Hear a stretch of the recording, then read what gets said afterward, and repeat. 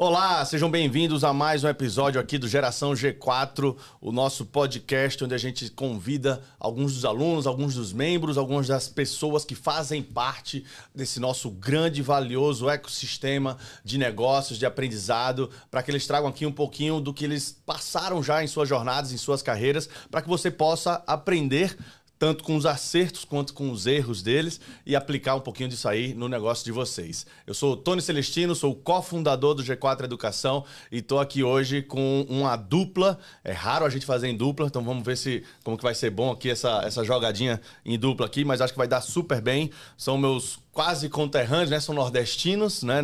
Eu sou de Maceió, eles são de Recife, mas eu tô aqui com os fundadores da Blue Technology, né? Everson Aguiar e Leonardo Almeida. Obrigado aí, Everson, obrigado, Leonardo, por aceitar o convite, vir aqui bater um papo, falar um pouquinho sobre tecnologia, sobre sociedade, sobre contratação, cultura, né, numa empresa de tecnologia, numa empresa inovadora. Então tem muito papo legal aqui que a gente vai bater agora para que vocês possam aprender aí na casa de vocês, aí na jornada de vocês, aí poder aplicar um pouquinho desses aprendizados. Vamos começar então, pedir para que vocês se apresentem aí rapidamente, cada um dos dois, e a gente depois desenrolar esse bate-papo. Quer começar, Léo? Pode ser, bacana, Tony. Prazer também estar aqui conversando com vocês. O G4 para a gente é uma referência e participar desse podcast traz um prazer enorme. Sou Leonardo Almeida, cofundador e CEO da Blue, formado em administração, embora esteja à frente de uma empresa de tecnologia, mas no decorrer dessa jornada tentando reinventar e trazer novos aprendizados o tempo todo. Então, formado em gestão de pessoas, em finanças e investimento, marketing empresarial.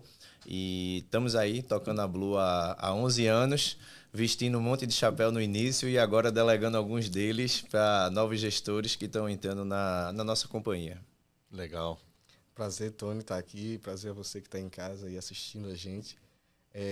A Blue, como o Léo falou, já tem 11 anos, né? Eu também estou com ele nessa parceria, nessa sociedade. Também sou formado em administração, ou seja, é uma empresa de 2 administradores, né? E a gente tem um corpo técnico que nos apoia. Tem um MBA também em finanças, em gestão de investimentos. E estar numa empresa de tecnologia é um desafio, né? Um desafio grande. A gente tem aprendido muito nesses anos. E o negócio a gente já se reinventou. São histórias que a gente vai contar aí, mas a gente já passou por muita coisa e a gente quer trazer essas experiências, essas vivências para quem está escutando a gente também compartilhar.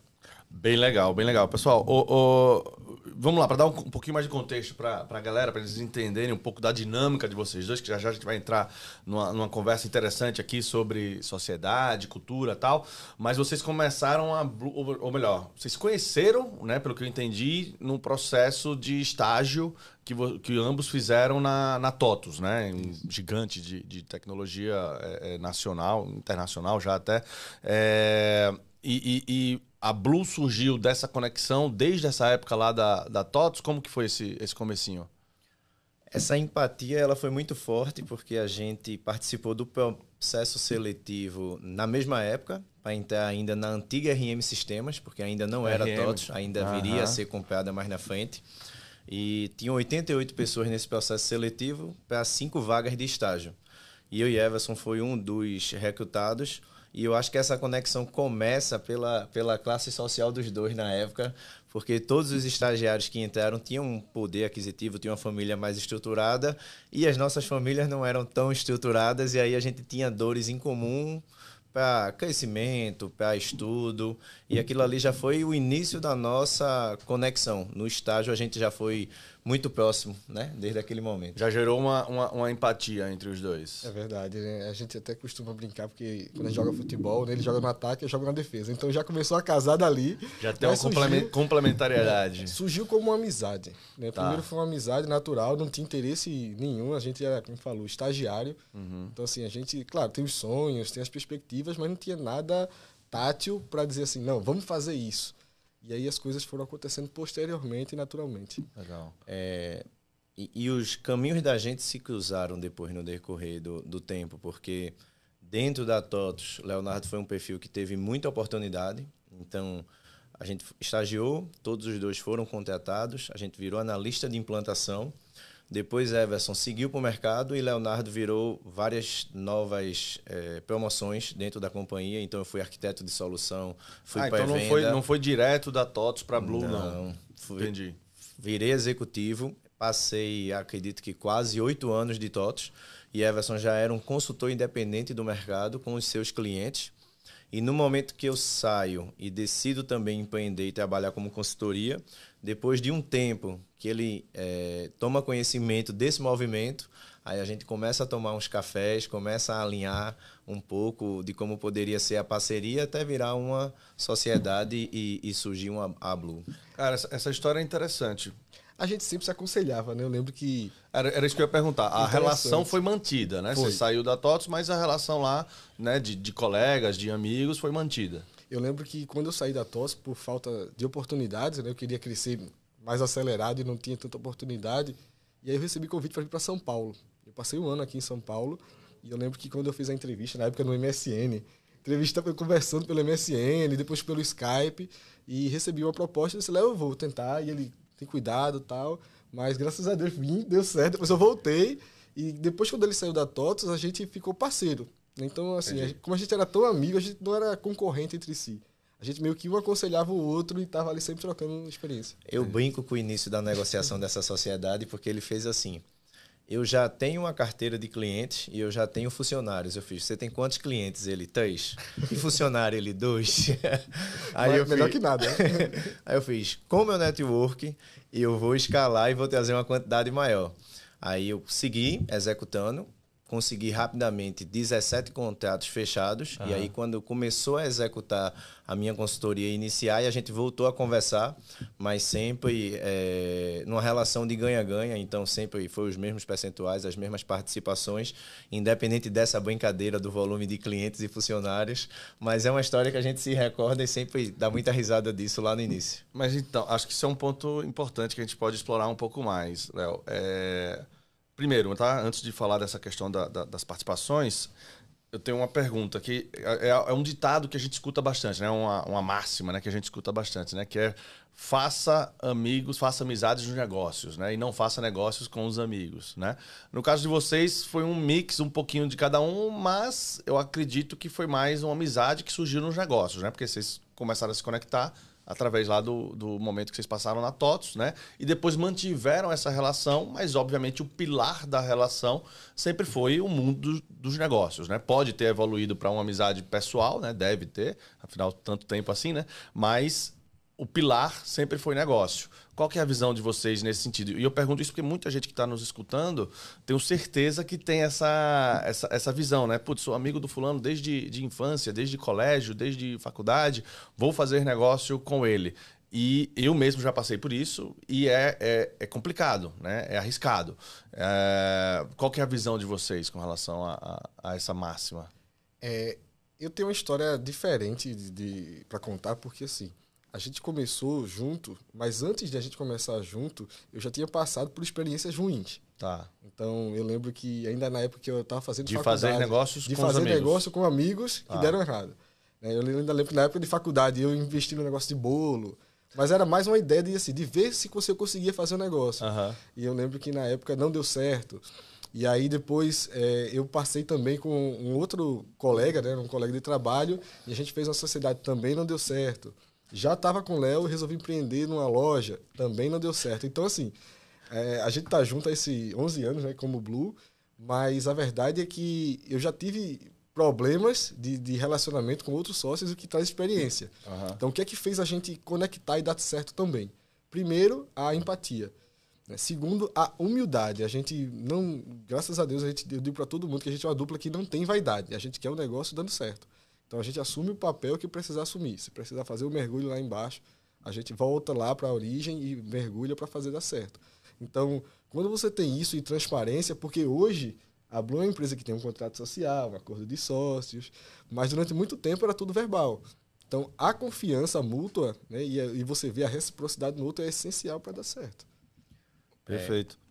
Essa questão da humildade é interessante porque eu acho que quem trouxe até um peso maior de mostrar a importância dessa relação saudável, eu acho que foi muito mais Everson do que eu, porque eu não tenho e não tive essas experiências com o sócio ruim, eu só tive sociedade com ele.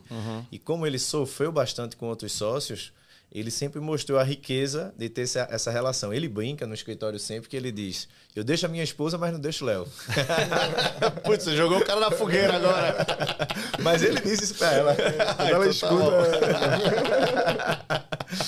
Legal. E essa questão da humildade e de entender o outro lado é muito bom, porque ele é CEO, Léo é CEO, eu sou da porta para fora. Foi ele que reconheceu primeiro as minhas habilidades comerciais e não quis os holofotes. E em muitos momentos de uma Blue ainda menor, Léo que aparecia para todo o mercado, Everson ainda não aparecia, não fazia questão de aparecer, e o percentual na empresa sempre foi o mesmo, e não existia vaidade. Da mesma forma que na questão de orientação cristã, Everson é adventista e guarda o sábado. E eu sempre respeitei legal. isso. Isso não foi uma dificuldade para o negócio da gente. A gente sempre soube lidar. Você sabe que tem aqueles momentos de desafios, de dificuldade, que o final de semana é dia útil. E a gente sempre soube conduzir isso muito, muito bem. E em alguns momentos pessoais de dificuldades financeiras, que a empresa precisou ajudar um ou outro, ainda quando o negócio era pequeno e não tinha um acordo de sócio, uma formatação estruturada de retirada, uma governança. Um sempre estendeu a mão para o outro, e aí você vai criando histórias bem vividas e aí vai aumentando esses laços, né? Esse vínculo. Cara, isso é bem interessante. Eu só queria provocar um pouquinho mais, porque, por exemplo, vocês falaram muito da humildade.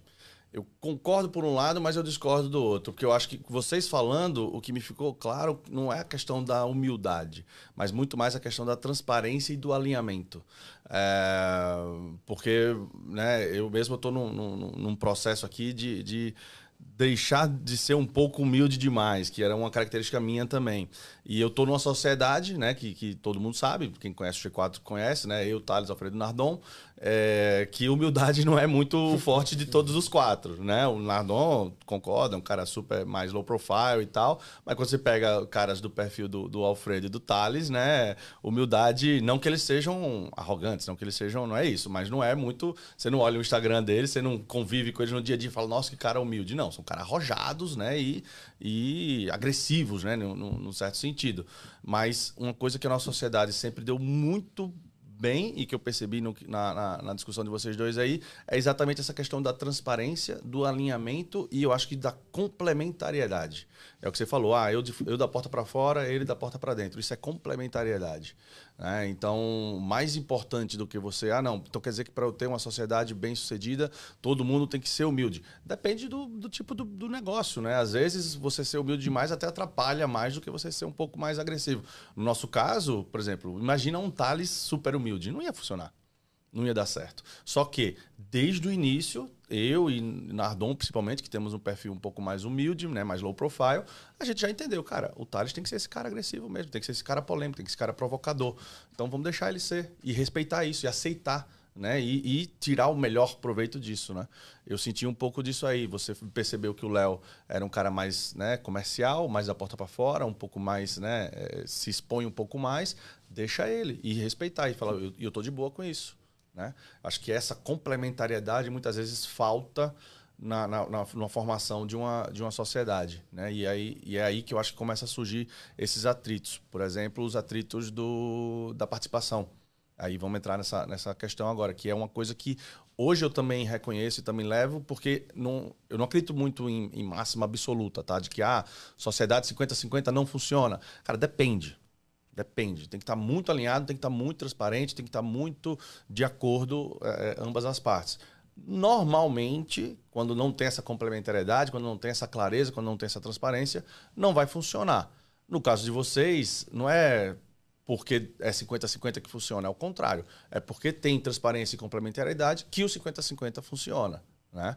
Então, queria puxar essa provocação aqui. Como que vocês decidiram essa divisão da sociedade? Como que isso funciona entre vocês? Como que, né, vocês entraram nesse acordo? Isso, desde o início, Tony, surgiu dessa forma. E eu acho que tua visão foi muito mais cirúrgica, né, de que a forma que a gente colocou. Mas a gente está indo para um processo de maturidade que eu acho que essas participações vão estar vinculadas à meta, à produtividade. E lógico, a gente está falando das coisas positivas, mas não tem um sócio que não brigue. Óbvio. E não tem um sócio que não se cobre. Óbvio. E somos perfis totalmente diferentes nisso também. Então eu tenho uma forma de cobrar Everson muito mais enérgica do que a forma que ele tem de me cobrar, e a gente respeita isso. Eu acho que a palavra é respeito. Perfeito. Porque a gente teve compreensão nas fases de vida de cada um. Então, o Everson passou por um momento de crise de ansiedade que eu tive que segurar a onda. Eu passei por um processo de divórcio que Everson teve que segurar a onda. Mas a gente entende que está indo para um outro nível no game com a Blue. Perfeito. Que os nossos percentuais e os nossos ganhos vão estar vinculados a resultado. Perfeito. A gente está estruturando Vest, partnership, está tudo sendo entregue no final desse ano, até porque a gente tem outros sócios minoritários que vão estar fazendo entrada disso e vão estar cobrando o resultado também dos majoritários. Legal. E tem uma frase que diz que quem é não precisa dizer que é. Você só é. Então, quando eu e Leonardo a gente se juntou, a gente percebeu que a gente tinha perfis diferentes. Então, é você reconhecer as suas forças. Só vou fazer um adendo aqui. E isso é perfeito, cara. Porque o que eu enxergo de gente fazendo sociedade com pessoas que têm perfil igual, isso é uma receita, não, de novo, não é absoluto, mas é uma grande componente de um potencial fracasso, né? Isso. Não, eu tô fazendo sociedade com fulano porque nós dois pensamos igualzinho. Vai dar ruim. Perfeito pra dar merda. Perfeito pra dar merda. Não, a gente pensa diferente. Ótimo, cara. Pensar diferente é bom. Né? E quando eu falo humildade, é aquilo de você fazer o que precisa ser feito. Sim. Você tem as características de perfil, como você colocou, o Thales, né, que é um perfil, você e o Nardon são mais low profile, eu sou mais low profile também, mas humildade, e isso ele exerce também, é que quando você vê algo que precisa ser feito, você faz. Sim. Porque o que acontece? Às vezes o cara começa pequeno, cresce, e depois ele faz, aquele tipo de coisa eu não faço isso mais. Eu não faço mais, Eu não desço mais naquele nível, não. E aí ele se coloca num pedestal. Então, quando você tem isso de humildade e dizer assim, não, se precisar eu desço. Então, qual é o foco? Você quer aparecer, você quer ter 1 milhão de seguidores e ser referência de gestão na internet, ou você quer um negócio de sucesso que realmente dá certo e cresce? Com perenidade. Isso. Porque aí quando entra nessa questão, é o que eu digo muitas vezes à minha esposa. Minha esposa também fala, eu te admiro como tu não se importa, às vezes como o Léo participar de um podcast, ou o Léo tá colocando um perfil mais agressivo. Isso não é a característica dele, ao contrário, eu sou grato a ele, porque eu vejo que nisso aí ele é bom. Então eu não vou querer tirar um cara que é bom no ataque porque eu quero fazer um gol. Entendeu? Eu sou da defesa, então beleza, eu vou fazer o meu trabalho da defesa. Então cada um, e aí também, aí eu reconheço nele que ele reconhece essa característica. Perfeito. Às vezes quem está fora, quem está ao redor da gente, tem dificuldade de entender isso e acha que talvez eu não faça tanto quanto ele. Perfeito. Mas esse reconhecimento eu devo a ele e eu sei que ele tem. Perfeito. E aí por isso que encaixa, entendeu? É isso mesmo, é isso mesmo. É o que a gente passa aqui. Thales, que acaba ganhando muito holofote, porque ele é esse cara mais, né, público, né, e gosta de ser. Eu particularmente não gosto. Então tá tudo bem. Aí você pensa, pô, mas por que você... saiu uma entrevista lá e é sempre o Thales que dá... Mas isso a gente decidiu no dia 1. No dia 1 a gente decidiu quem vai ser o porta-voz desse negócio. É o Thales. Para determinado público, para determinadas situações, é o Alfredo. Para determinado público, para determinadas situações, é o Nardon. E eu tô aqui na retaguarda. Tô aqui de boaça, entendeu? Porque tem uns caras que são largos, né? Eu digo que são um cara largo. Com um peitão assim, largão, né? É o perfil dele. Já coloca ele, Thales, né? Então, mas é o perfil da pessoa, entendeu? Não é que é bom. É isso a gente precisa separar. Às vezes a gente é determinado a dizer o que é bom e o que é ruim. E não entender o que é diferente. Isso. Então, às vezes é isso. Eu queria complementar só com uma coisa que eu me lembrei de um fato agora que foi interessante. No meio dessa jornada, chegaram pessoas para trabalhar com a gente que ou não viu valor no meu perfil e se identificaram mais com o dele, ou não viram valor no dele e se identificaram mais com o meu. E aí sempre fizeram comentários que não agregavam e a gente sempre reconheceu a importância desse complemento. Perfeito. Então isso nunca contaminou essa dupla aqui. Perfeito. E a gente soube entender e, na verdade, a gente expurgava quem não via o valor dessa relação. Perfeito, é isso aí. Pessoal, aí você falou aí essa questão do vesting, né, que vocês estão começando a pensar, partnership. Vamos explorar um pouquinho mais isso aí. Vocês estão já desenvolvendo isso lá na Blue? É um projeto que vocês estão ainda implementando? E de onde surgiu essa ideia? Por que vocês estão seguindo esse caminho? G4 fez a gente investir e gastar um bocado, né? Legal. Até a nossa imersão a gente nem pensava nisso. Né? Na verdade... então surgiu na imersão. Surgiu na imersão. Que vocês fizeram o Gestão e Estratégia, né? Que hoje chama Gestão G4, Gestão e Estratégia. Gestão e Estratégia. Vieram os dois? Não, primeiro eu fiz a 57. Tá. Depois Everson fez 61. A 61, porque não tem condições um sócio fazer e o outro não vir, senão... Eu ia perguntar isso. A gente normalmente percebe isso. Quando vem os dois ou os três já junto, beleza. Quando só vem um sozinho, aí os outros ficam... Putz, tô entendendo mais nada que esse cara tá falando aqui. Que bicho picou ele, deixa eu ir lá ver. E aí acaba sendo picado também. Você precisa estar no mesmo ritmo e no mesmo nível de conhecimento. Exato. A gente há 2 anos... E na mesma linguagem, né? Há 2 anos atrás, a gente conversou com um colega... Carlos Pinto, jurídico, que apoia a Blue na questão de LGPD, que a gente mal conseguia conversar e ter um entendimento correto do que estava sendo colocado. Sim. Todos os termos que quando a gente veio para a imersão, a gente teve contato, teve conhecimento, e aí foi estudar e se aprofundar mais. Depois do G4, abriu a nossa mente, a gente está no término de uma implantação de compliance, de LGPD, de partnership, CertGov, que é uma outra certificação de transparência que a gente entendeu que era importante. Legal. Tudo isso para ter uma estrutura de governança maior. E a fim de diminuir riscos, a gente foi buscando plays que tinham prova social dentro da comunidade. Certo. E todos esses projetos são tocados hoje por um membro do G4, que é empresário, que está aqui dentro, que a gente contratou.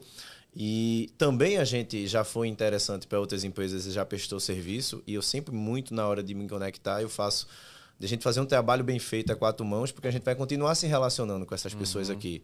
Então, desde quando a entrega vem da nossa parte ou quando a gente espera ter uma entrega bem feita, que essa pessoa tome o cuidado para essa relação ser perene e ser saudável, porque a gente vai continuar se encontrando aqui na comunidade.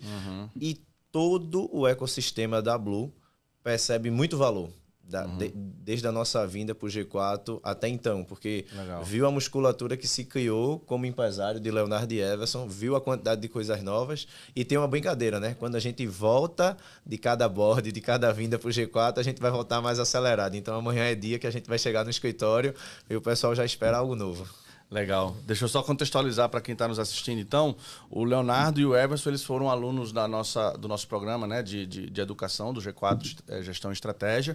E não sei se foi logo em seguida, mas em seguida eles entraram para o G4 Scale, Sim. que é um dos nossos programas de comunidade, né, onde a gente tem encontros bimestrais, né, mês sim, mês não.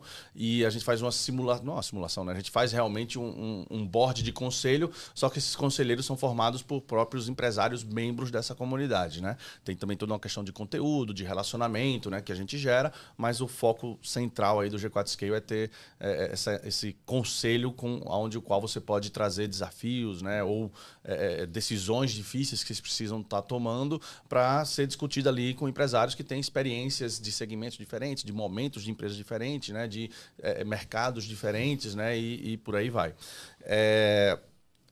Um detalhe, Tony.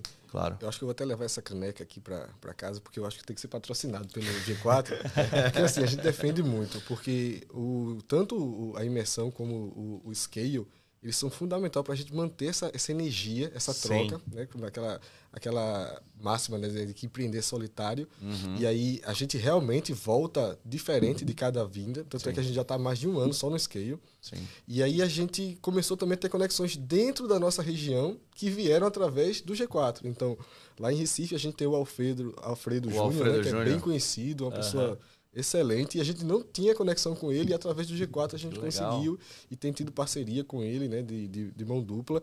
Então, assim, é impressionante como você ter, né, isso, e a gente percebeu, quando a gente começou a perceber que essa relação estreita com outros empresários do segmento, não só no intuito de gerar negócio, não só no intuito de ser interesseiro, mas no intuito mesmo de trocar experiência e crescer. Isso foi pra gente, assim, hoje a gente vive numa região que é um pouco mais afastada desse centro aqui do Sudeste, mas a gente hoje está levando uma cultura para lá que realmente tende a mudar a região. Então, se isso se espalhar, a gente tende a ter um Brasil mais equilibrado. É a nossa intenção aqui.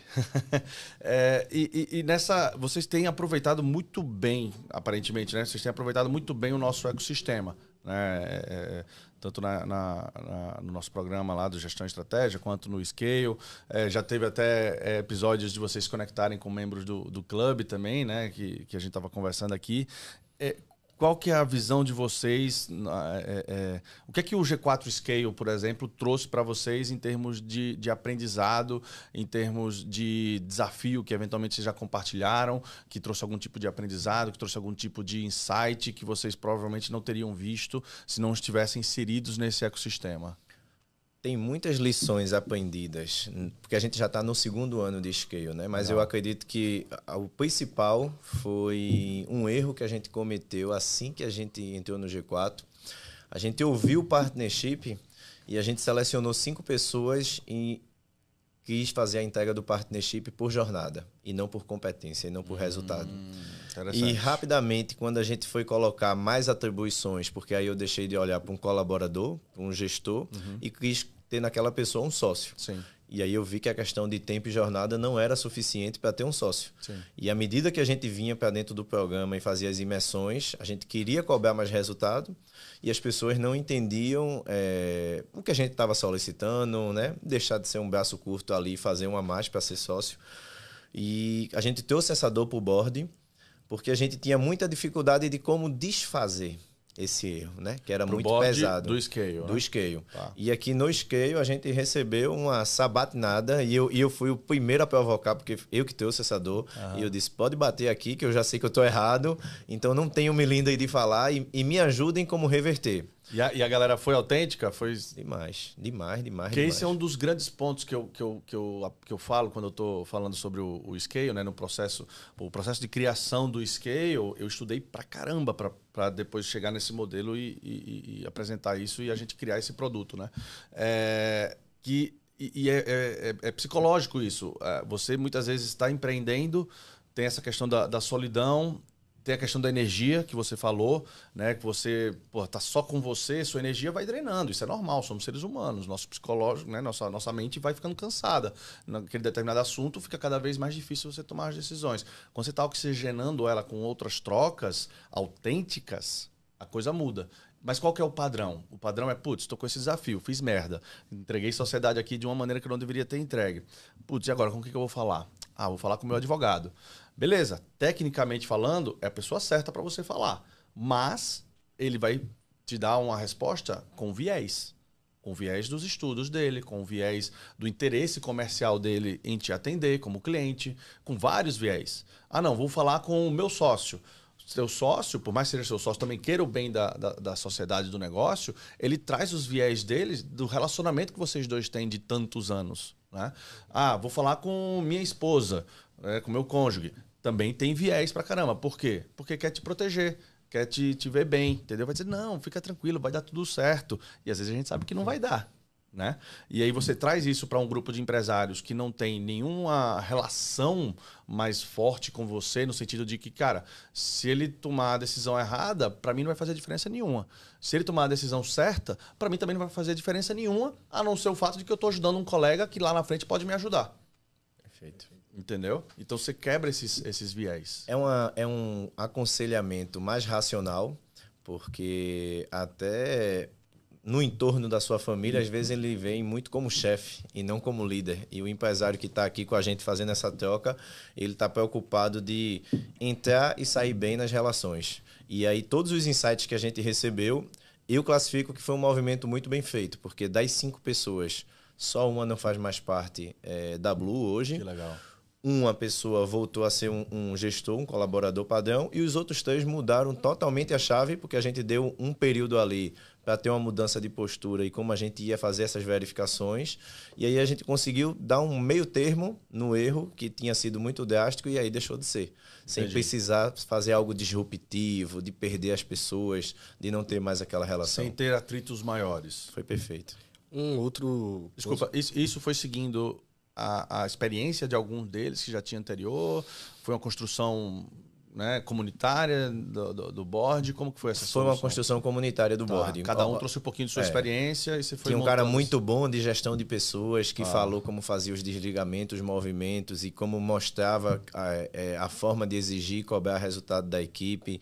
Teve exemplos de sociedades mal sucedidas e dificuldades jurídicas que passaram, porque às vezes você quer tomar uma decisão muito disruptiva, Isso. mas você não sabe a bronca que vem depois, Exato. né? Então você tem que tirar meio que o ego e a vaidade dali e ser racional para entrar num comum acordo. Legal. E aí foi esse caminho que a gente trilhou. Bacana, muito legal, cara. Um outro ponto de vista é que às vezes você quer saber em que nível você está, em que nível a tua empresa está. Então, quando você está imerso com outros, né, outros pares, aí você começa a ter a noção verdadeira do que você precisa mudar. Então, claro, você sempre vai ter coisas a melhorar e evoluir. Sim. Mas aí a gente levou a porrada. A gente primeiro viu, nossa, a gente está muito atrás, então vamos correr.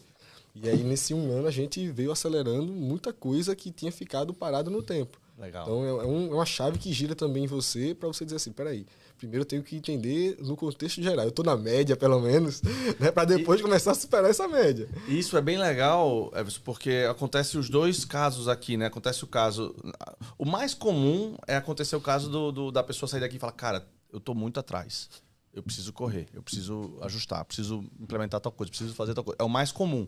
Mas também tem alguns casos das pessoas que já estão super bem e chegam aqui e só aqui eles percebem que, putz, cara, tô indo bem, preciso melhorar, óbvio, sempre tenho que melhorar, né? Preciso melhorar tal coisa, mas, cara, não tô tão ruim quanto eu imaginava, né? Porque ele percebe que, empiricamente, ele estava fazendo muito das coisas que a gente ensina aqui. A diferença é que agora não vai ser mais empírico, agora vai ser intencional, né? Agora vai ser estruturado, agora vai ser com um processo, né? E a gente tem muito desses dois casos. E é bom, porque aí a gente acaba trazendo um alinhamento para esse grupo, que aí você traz qualquer tipo de problema, qualquer tipo de questão, o grupo consegue estar numa discussão nivelada. Né? Isso é bem legal. Aproveitando que você falou dessa questão, né, de que trouxe um crescimento, conseguiu acelerar e tal, falar um pouquinho do momento da Blue. Né?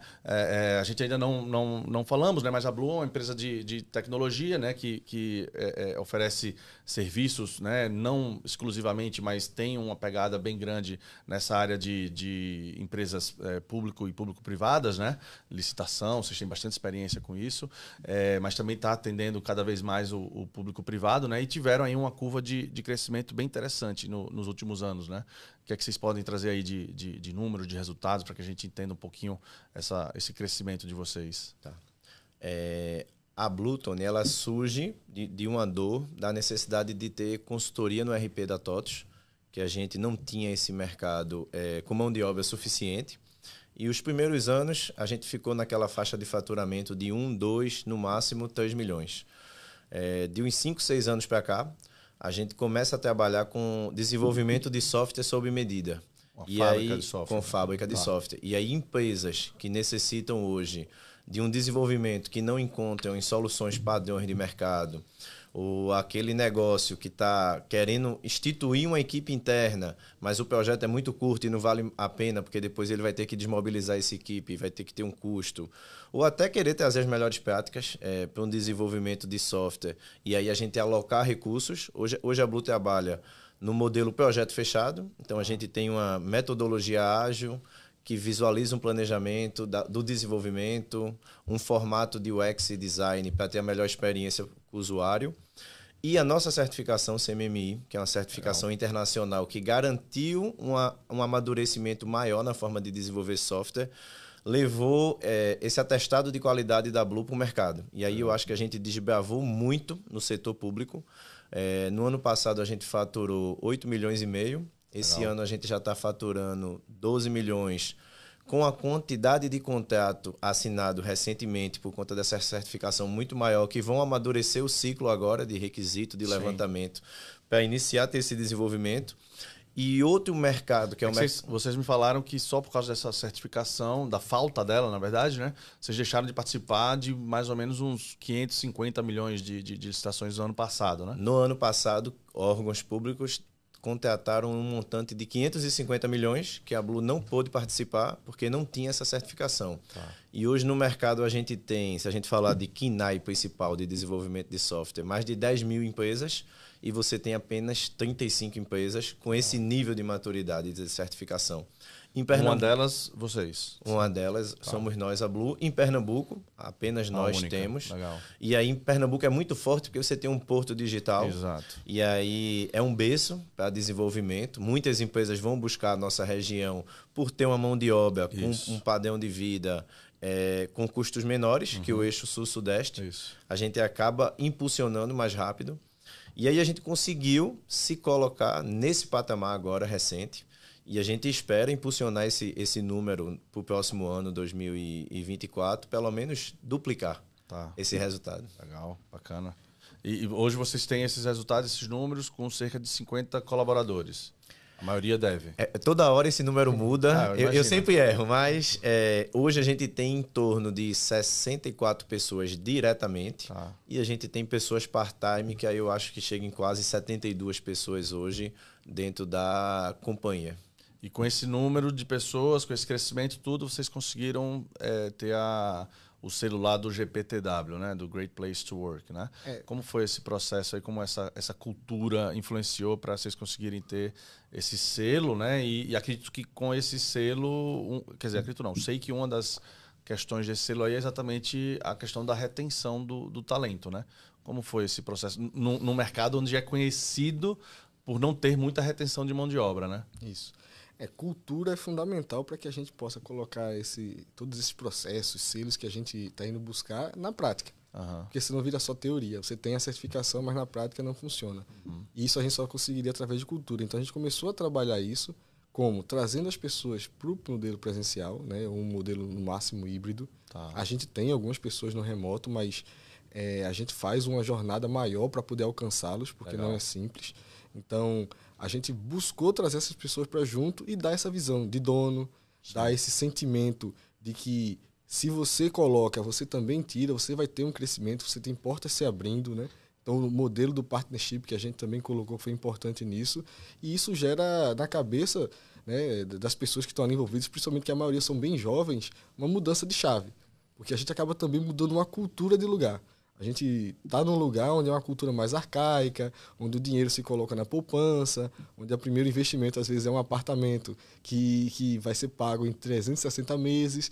Então, a gente começa a mudar isso e cria uma cultura que aqueles que estão ali dentro, quando a gente abre uma vaga, eles já dizem logo, eu tenho 3 para indicar, tenho 2. E eles também já sabem que também não adianta indicar qualquer um. Então, eles mesmos já começam a fazer o filtro do tipo de pessoa que quer estar ali do lado dele, porque tem que ser uma pessoa que reme junto. Porque se a pessoa não remar junto, o resultado dele também pode ser afetado. Porque quando a Blue não cresce, quem faz parte também não. A gente é muito transparente nisso. Então, a gente busca trazer para sentir a dor e para sentir também o crescimento junto com a gente. A cultura de dono na Blue ela é tão forte que, por exemplo, a gente quando instituiu a área de gestão de pessoas, a gente tinha alguns programas para estruturar de meritocracia, de reconhecimento, e a gente precisava que esse time performasse. E quando a gente instituiu as primeiras pessoas que iam tocar essa área, essas pessoas não tinham o mesmo ritmo que a companhia estava tendo. E o próprio ecossistema da empresa sinalizou para mim e para a Everson que a documentação, a estruturação que a gente estava esperando ia demorar muito tempo e estava todo mundo querendo o resultado daquilo. Então, eles mesmos expurgaram aquelas pessoas iniciais e a gente foi buscar recursos mais sênior, e isso Everson e Leonardo viajando, participando de eventos. Quanto tempo foi isso, essa mudança aí? Essa mudança, eu acredito que em 2, 3 meses eles perceberam... Não, desculpa, há quanto tempo atrás? Que a gente instituiu a... Começou essa seniorização, digamos assim. Dos recursos. Há uns 4 meses atrás. Tá. E aí a gente mostrou às pessoas a necessidade de ritmo, porque se as outras áreas tivessem observando que você não estivesse seguindo no mesmo ritmo que eles, você está atrasando o resultado e a entrega de um todo. Porque pelo porte que a gente tem de empresa, a gente tem hoje uma estrutura dentro do escritório que todo mundo já foi reconhecido. Todo mundo já recebeu meritocracia. Então, aquela máxima que o exemplo arrasta, ele acontece muito na Blue. Por isso que nossos processos seletivos, muitos são fechados por indicação e quase nenhum estressam todas as fases de um recrutamento e seleção. Não é à toa que amanhã... Como assim? Não estressa? Em que sentido? Não se faz... Por exemplo, a gente abre uma vaga no LinkedIn, aí processo padrão do RH. Postou lá a vaga no LinkedIn. Tem várias pessoas e vários candidatos. Mas por indicação do time interno, eu tenho mais 5, 10 pessoas. Aí por indicação você consegue acelerar esse processo. Eu priorizo as indicações, porque quem está indicando... Isso é uma coisa que eu queria que você trouxesse em formato de dica para quem está nos assistindo aqui, porque é um problema muito grande, né? Contratação hoje, e principalmente contratação de perfis mais técnicos, né? Que é o caso de vocês, é um desafio grande. Eu tenho essa visão também. Para mim, quando alguém é indicado, ele ganha, né? Obviamente, dependendo de quem indicou, né? Isso é importante também. Porque é aquela história, né? Tô indicando porque é meu amigo, tadinho, né? Ajuda ele. Isso aí, para mim, não é indicação, né? Isso aí é pedido de ajuda, né? É diferente. Não invalida, mas é diferente, né? Outra coisa é indicação mesmo. É tipo assim, cara, vi que tem essa vaga aqui para vocês, essa pessoa tem um perfil bem alinhado com vocês e, pô, eu conheço, já tenho uma relação profissional ou pessoal com essa pessoa, aí sim é uma indicação, né? E eu gosto muito quando vem indicação. A grande maioria, eu acredito hoje, nós temos nosso programa de partnership aqui no G4, né? Uma grande maioria dessas pessoas surgiram como indicação de alguém, né? Como que é esse processo para vocês? E que dica você daria para quem está nos ouvindo? Tá.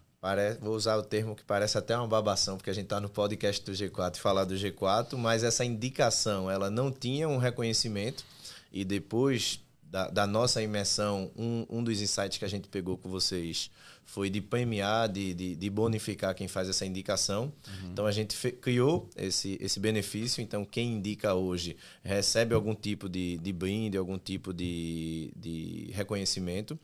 A gente tem pessoas com várias indicações e a gente tem perfis que indicam com muito cuidado. Perfeito. Porque sabem que aquilo ali vai fazer parte da imagem dele. E essas indicações, elas são muito assertivas. Até hoje a gente não teve uma indicação que não chegou rapidamente entendendo a cultura da Blue. Porque aquele perfil que foi indicado já assistia a companhia nas redes sociais, já entendia como era o formato do trabalho da gente.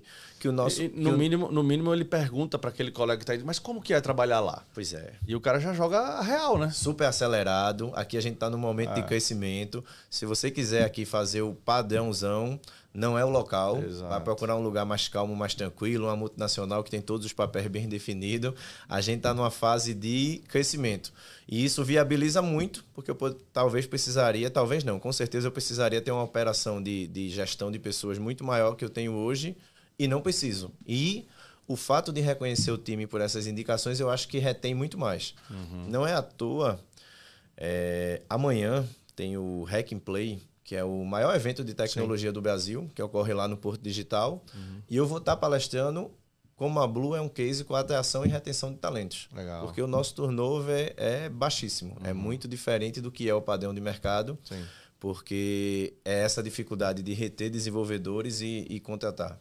Você acha que essa cultura que vocês implementaram lá, dessa questão do dono, né, do olhar de dono e dessa questão do presencial, né, ou pelo menos do híbrido, né, não, pelo que eu entendi, não tem muito remoto lá, você acha que isso pesa bastante para essa questão da retenção? Acredito muito que pesa, Tony, porque no presencial a gente trabalha educação financeira, a gente trabalha saúde emocional, a gente trabalha bem-estar, além da formação técnica que eles têm. Porque a pessoa que trabalha com tecnologia, ela é muito mais movida ao ambiente de trabalho e as pessoas que estão participando da formação dela, que um peso financeiro um pouco menor do que é o padrão para as outras vagas.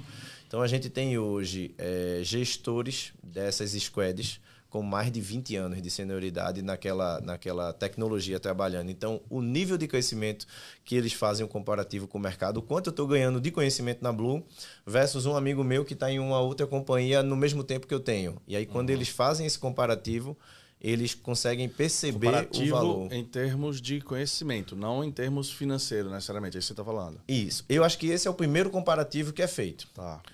Não é que não tenha reconhecimento financeiro. Óbvio. Porque na Blue a gente tem um formato de meritocracia que aí a gente não pode abrir aqui no podcast, mas é uma fórmula que funciona muito bem para reter as pessoas. Mas eu acho que é esse conjunto, né, de artefatos que a gente fez para a pessoa se sentir valorizada. Você acha que o fato dele estar lá presencialmente, também, você falou vários componentes aí, né? Aprendizado, conhecimento, né? Meritocracia, etc. Mas o fato de que no remoto você não está criando tanta relação, você acaba não criando vínculo. Né? E no presencial você acaba criando alguns vínculos. Está aqui um exemplo, né? Vocês estagiando lá na TOTS, lá atrás, imagino que era presencial, né? Acabaram criando vínculos que levaram para o resto da vida. Né? Você acha que isso também pesa nessa retenção? Isso, o olho no olho ainda é fundamental, né? A gente vive numa era de tecnologia, de evolução, mas o olho no olho ainda pesa muito. A gente lá na Blue tem grupos, né, de pessoas que... o grupo do jiu-jitsu, o grupo do triatlo, o grupo da natação, e aí tem clube de leitura, né? Então, um acaba puxando o outro, tira uma dúvida mais rapidamente. Às vezes a gente está com um pepino, uma bronca para resolver e chama um para ajudar e ele apoia e resolve. Isso vai criando um sentimento de unidade, de time, de família. E isso você só consegue no presencial. Tá? Claro que alguns modelos híbridos também são muito proveitosos, mas 100% remoto, como você disse, eu não vou cravar nada que diz assim, não funciona. Mas o nível de dificuldade é muito maior. Sim. Então, quando se trata de cultura. Legal. Pessoal, me tragam aqui um pouquinho de perspectiva do que é que vocês estão enxergando, né? Estamos aí há 2 anos juntos, né? Vocês fazendo parte do G4 Scale, mais de 2 anos, né? Vocês fizeram a gestão de estratégia, entraram para o G4 Scale, estão com a gente aí no Scale, já ajudaram a resolver alguns desafios, né? Alguns probleminhas, algumas broncas. Qual que é a perspectiva que vocês enxergam aí para os próximos anos para a Blue Technology, né? E como que vocês enxergam o G4 no sentido do ecossistema do G4, né? Não só a gente como empresa, como instituição, desempenhando, né, nessas próximas etapas, digamos assim, do negócio da Blue. Veja, a gente, dentro da Blue, a gente tem uma meta muito forte de crescimento. Né? A gente está mirando virar uma empresa de 100 milhões de faturamento. Legal. Então, é uma meta bastante agressiva e o prazo é um prazo estreito. Então, a gente está correndo contra o tempo. E para isso... Em quanto tempo, desculpa? Até 2025. Até 2025. Então, e para isso, a gente realmente... Porque a gente vê o mercado de tecnologia está muito forte, muito aquecido. Então, eu tenho que surfar quando está assim. Eu não sei até quando vai. Então, eu espero que durante muitos anos. Então, para isso, a gente precisa trazer cultura, conhecimento... Né? E isso a gente tem conseguido dentro do G4. Tá? E aí, mais uma vez, né? Não vou levar a caneca de patrocínio não, mas realmente a gente tem visto proveito. Então, são 2 anos agora de Scale, né? Provavelmente migramos para o clube, a gente está analisando como é que vai ser essa migração. Legal. E não por favor, e não por agradecimento, mas por ver que realmente traz o resultado. Perfeito. Entendeu? Então, o segundo passo é vir direto para morar aqui no G4. Depois do clube, não acho que não tem mais nada, não. Né? Já pode abrir a Blue Technology aqui no Hub, cara. No G4 Hub, que é o nosso espaço de relacionamento, onde a gente tem o nosso estúdio, inclusive, né? Mas é isso, assim, você tem que entender que para uma jornada de crescimento forte, você precisa de uma base, você precisa de um apoio, né, de conhecimento, de ajudar a tirar uma dúvida, né, de poder pegar um telefone e dizer, arruma alguém para me ajudar, isso aconteceu. Né, Leonardo depois vai contar a história, mas também aconteceu com o Lucas Aeri e outras pessoas que sempre estão, quando a gente precisa, a Letícia liga lá e ela resolve coisas que não tem nada a ver e ajuda a gente. Eu acho que a gente passa daquela fase que o crescimento era crescer time com conhecimento técnico, porque à medida que a gente vence e arremata mais licitações, a gente fica com atestado de capacidade técnica ainda maior para órgãos maiores.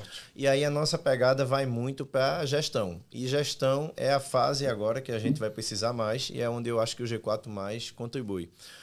E eu tive um apoio agora recente do TG de forma muito aleatória. Eu repostei um podcast do Thales nas redes sociais. E aí ele comentou, falou comigo, e a gente estava passando por uma auditoria, uma fiscalização, e era algo novo que eu e Everson nunca tinha enfrentado, e como a gente ia passar por esse desafio. E aí o Thales passou rapidamente para o time de vocês, e aí o Rodrigo Casagrande me procurou no WhatsApp no mesmo dia, conectou com uma pessoa que conhecia muito do assunto, sem interesse nenhum, mas somente no viés de ajudar. Abriu um meet comigo, com o Everson. Que era o Sérgio. Que era o Sérgio. Sérgio Vieira, aluno nosso, membro do G4 Clube. E vou dizer, tenho que dar esse reconhecimento para ele. É um dos caras que, assim, é até um pouco engraçado, né? Porque é um advogado, né? Formação, né, bem clássica de advogado. Mas é um dos caras que mais entendem sobre relacionamento de ecossistema, de comunidade. E é um dos caras que tem exatamente esse perfil que você falou. Ele tem, não vou dizer zero interesse, porque é óbvio, mas ele não tem... Vamos dizer assim, ele não está fazendo aquilo querendo te converter como um cliente dele. Ele faz porque ele fala, cara, vou ajudar esses caras aqui porque eu sei a resposta. Por que eu não vou ajudar eles, né? E ele não precisa ser meu cliente, nem hoje, nem nunca. Mas em algum momento isso vai voltar. Está voltando agora no formato de você estar citando o caso dele, a gente está aqui falando dele num podcast que outras pessoas vão ouvir e pode ser, putz, como é o nome daquele advogado mesmo que falaram lá no podcast? Vou procurar ele. Pronto, perfeito. Já está pago. Perdão até pelo esquecimento, fui contando o caso tão rápido, mas é a questão do servir à frente da relação comercial. Tanto que a gente demandou a proposta comercial dele e ele está elaborando ainda, ou seja, não tem aquela peça de fechamento. Eu conheço ele.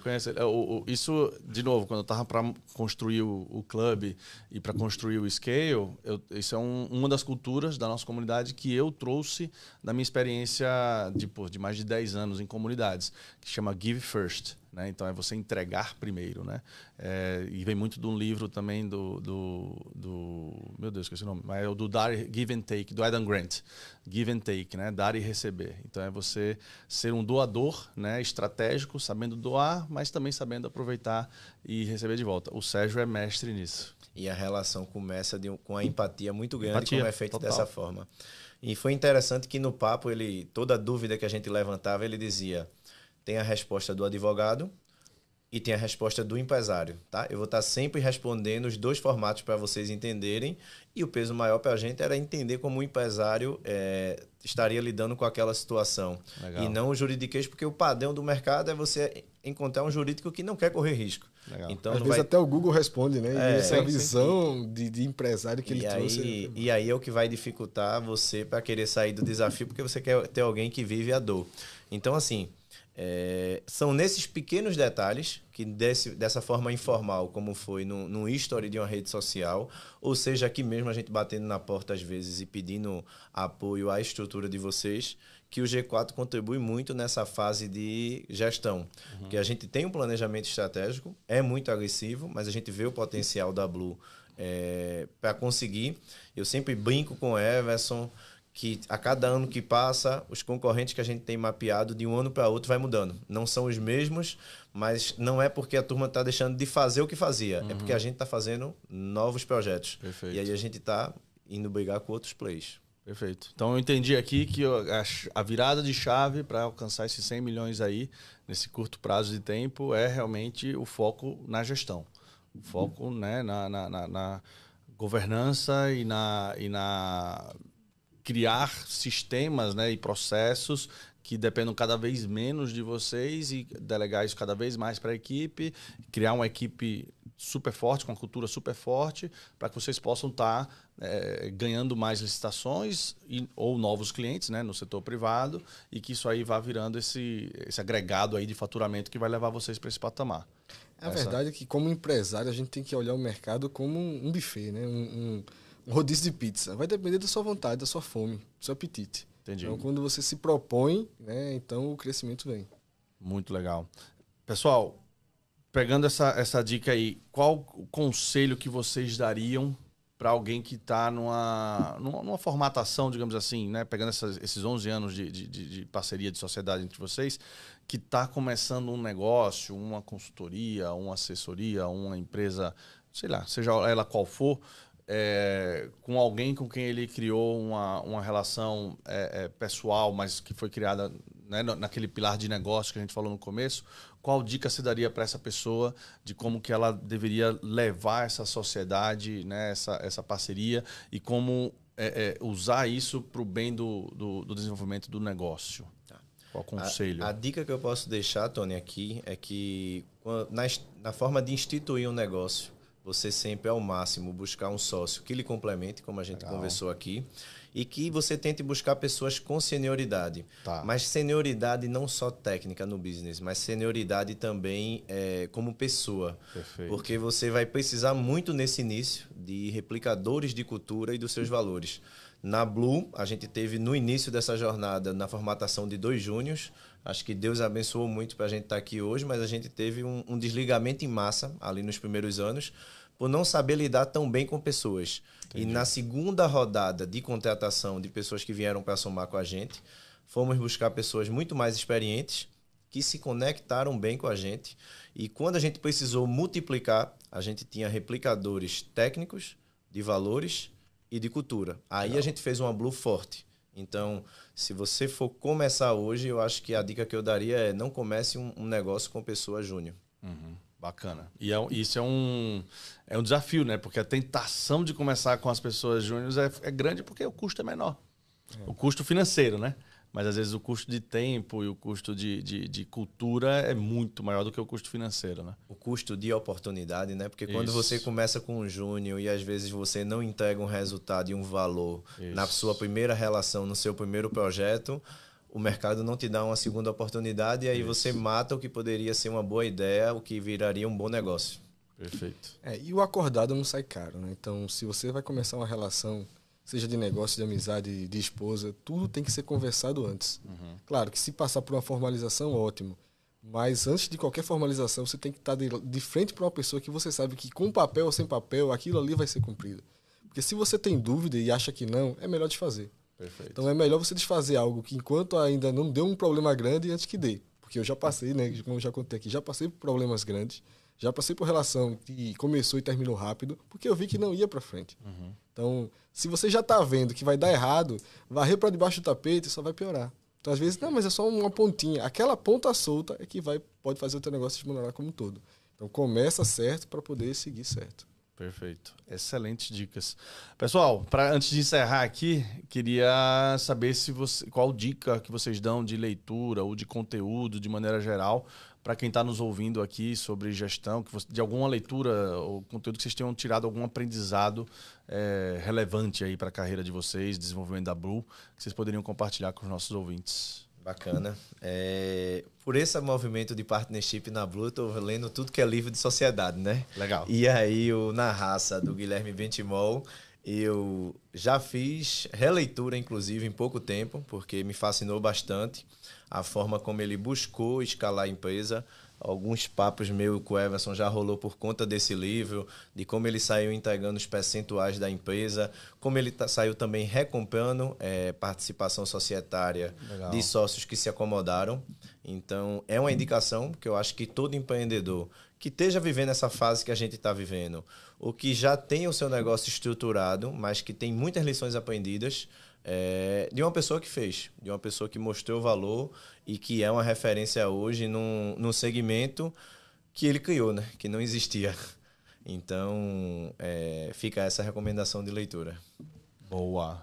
Tem os clássicos que a gente lê desde a época da faculdade, né? Monge Executivo, Pai Rico, Pai Pobre, aqueles do Dale Carnegie. Então, assim, tem muito livro bom, mas hoje não terminei ainda, mas estou na metade do Antifrágil. Eu acho que você tem que primeiro trabalhar você antes de esperar outra coisa. Do Taleb? Do Taleb. E aí você tem que trabalhar primeiro você. Eu acho que antes de a gente querer mudar o mundo, mudar as coisas ao redor, a gente tem que estar forte no que a gente é. E esse livro ajuda muito sobre isso. Então ele deu uma contribuição, uma visão de mundo para mim que foi uma quebra de paradigma. Legal. Pô, 2 dicas excelentes. Não li ainda o Antifrágil, mas vou dar uma olhada lá. Com paciência, porque é um pouquinho... Estou na metade ainda. Extenso, né? Eu soube que a linguagem não é tão simples assim. Não, também, eu achei que até tranquilo, mas é bom. Legal. É bom. Boa. Pessoal, muito obrigado aí pela participação de vocês. É uma honra estar aqui com, né, não só por isso, mas estar aqui com 2 nordestinos que estão ganhando o mundo aí, né, e se esforçando e mostrando trabalho e que têm utilizado de maneira primorosa aí o nosso ecossistema do G4. Espero ver vocês aí, um ou outro, ou os dois, até no G4 Clube em breve também, que acho que vocês estão merecendo, né, alcançar esse patamar aí de relacionamento, de reconhecimento que a gente tem lá no G4 Club também. Mas estou muito feliz de saber a forma como vocês estão realmente utilizando o G4 Scale dentro do propósito que eu realmente imaginei, que eu realmente quis trazer quando criei esse programa. Fico muito feliz que tenha dado esse resultado aí para vocês. Uma honra enorme aí ter participado. Muito obrigado aí pela participação de vocês. Obrigado também. Boa. Obrigado, Tony. Pessoal, esse foi mais um episódio aqui do Geração G4. Muito aprendizado. Eu aprendi bastante, anotei várias coisas aqui. Acho que foi uma jornada incrível aí desses dois, empreendendo, né, de forma... aprendendo, né, conforme o tempo foi passando, levando muita porrada na cara, mas que agora tem, junto com o nosso ecossistema aqui do G4, esse apoio, esse porto seguro, né? Onde eles podem estar compartilhando e aprendendo e acelerando o crescimento, né? Vou estar acompanhando de perto aqui eles nessa jornada aí para alcançar os 100 milhões até 2025. Tenho certeza que vai ser uma jornada muito interessante. E você pode estar junto aqui também da gente, né? Tendo esse porto seguro, tendo esse ecossistema, tendo esse apoio desses membros, dessas pessoas aqui que estão sempre buscando prosperar, crescer pessoalmente e profissionalmente em seus negócios e em suas jornadas, né? Para isso, segue a gente lá no @G4 Podcast para acompanhar os nossos episódios, nossos podcasts. E segue também, né, o nosso @G4 Scale, o programa que a gente mencionou muito, falamos muito aqui. Acho que tem coisas interessantíssimas que para você que já tem um negócio, para você que já está desenvolvendo, está atingindo um certo patamar, mas começa a encontrar algumas travas, algumas barreiras, pode funcionar super bem para o seu momento. E também não deixa de me seguir lá, @Tony Celestino. Vai ser um prazer trocar uma ideia aí com você, bater um papo e te ajudar aí nos seus desafios, né, nos seus percalços aí como empreendedor, né? A gente sabe que é uma jornada solitária e você pode contar comigo para que ela se torne um pouco menos solitária e mais produtiva. Obrigado, até um próximo episódio. Tamo juntos. Valeu!